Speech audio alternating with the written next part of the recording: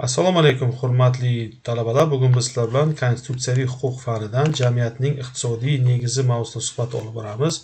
Mavzumiz rejalari quyidagilar. Birinchisi iqtisodiy negiz tushunchasi, ikkinchisi mulk shakllari, ularning teng huquqliligi, uchinchisi xususiy mulkning daxlsizligi va davlat tomonidan muhofaza etilishi.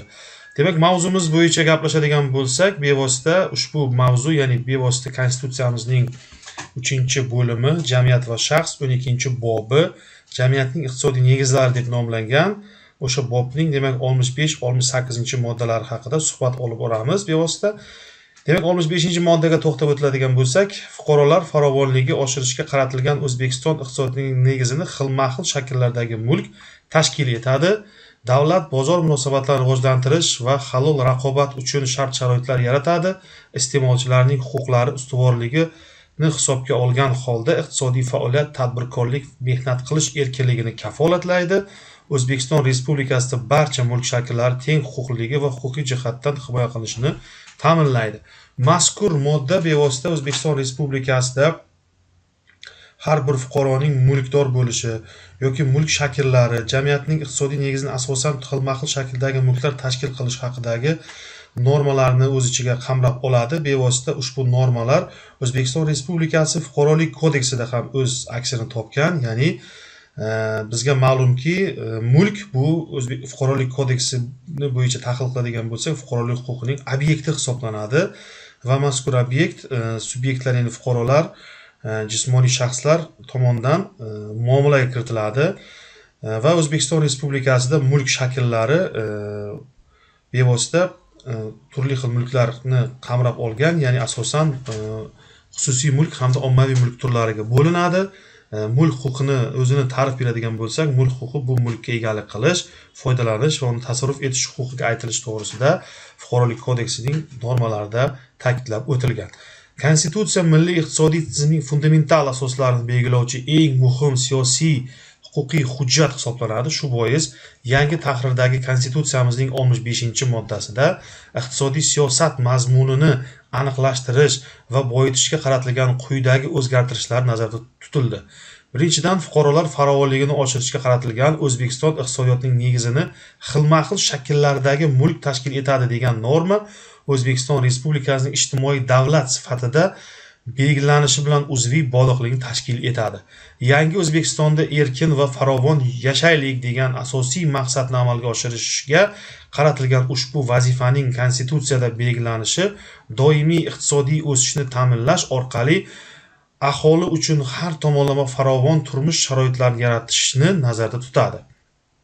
Ikkinchidan, milliy iqtisodiyotimizda huquqiy bozor munosabatlarini joriy etish, shu asosda mamlakatimizni taraqqiy ettirish uchun tadbirkorlarga bundan buyon ham barcha sharoitlarni yaratish davlat iqtisodiy siyosatining ustuvor yo'nalishiga aylanishi lozim.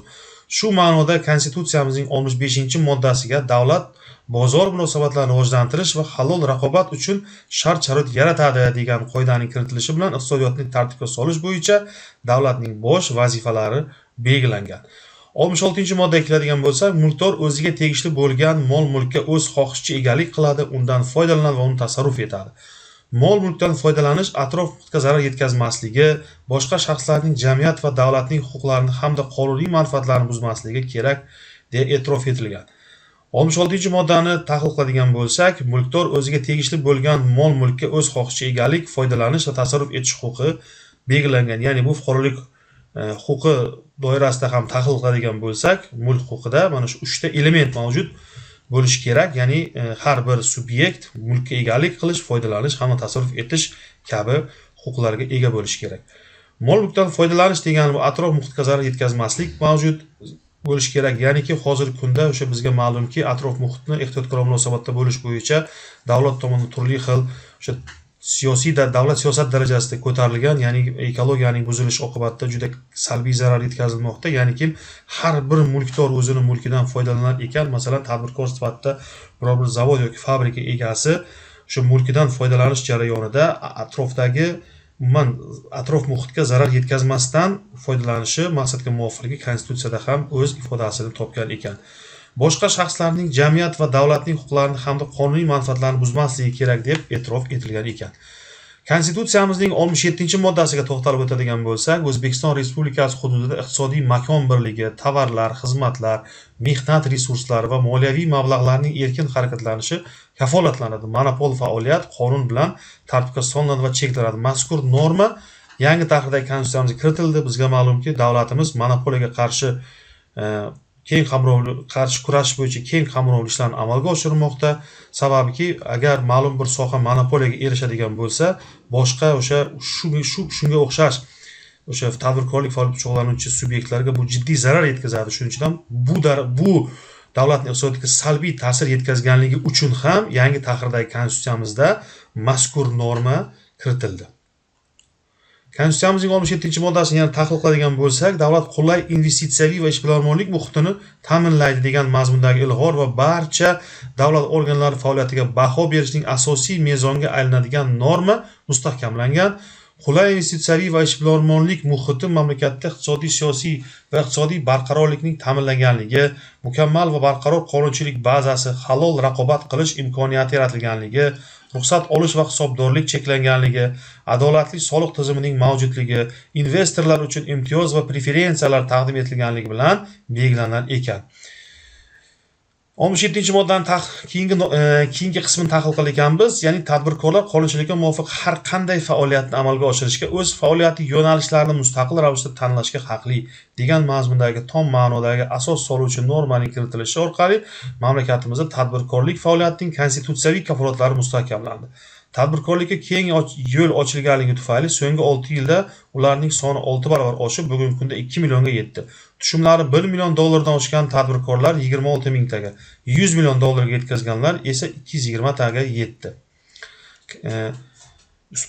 Konstitutsiyamizning o'sha 67-moddasining keyingi qismini tahlil qiladigan bo'lsak, O'zbekiston Respublikasi hududida iqtisodiy makon birligi, tovarlar, xizmatlar, mehnat resurslari va davlat moliyaviy mablag'larning erkin harakatlanish kafolatlarini deb belgilab qo'yildi. Iqtisodiy makon birligi deganda soliq, pul, kredit, moliya, savdo, bojxona siyosati orqali tovarlar, xizmat, kapital, ishchi kuchining erkin harakatlanishini ta'minlaydigan hududiy makon nazarda tutilgan ekan.